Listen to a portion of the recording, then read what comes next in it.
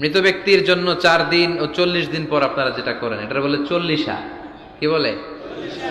সবাই একটা রমরমা ভাব নিয়ে খাইতে যায়, মনে হয় যে বিয়ের দাওয়াত খাইতে যাইতেছে। আছে না নাই? তো যে মরছে আপনি তার জন্য কাঁদবেন, দোয়াই না করবেন, এত খুশি কেন আপনাদের?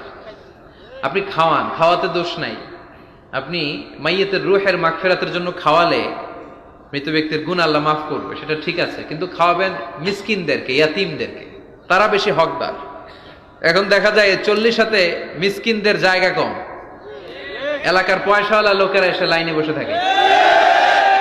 আমি দেখেছি যেটা, কিন্তু দরকার ছিল, আমার আব্বা মারা গেছে, এই এতিমখানায় আমি একটা গরু দিয়ে দিলাম, ওরা সারা বছর খেতে পায় না, ওরা খাবে, খেয়ে আমার আব্বার জন্য দোয়া করবে, ঠিক কিনা? আর সবচেয়ে বেশি দোয়াটা কবুল হবে আপনার আব্বার জন্য।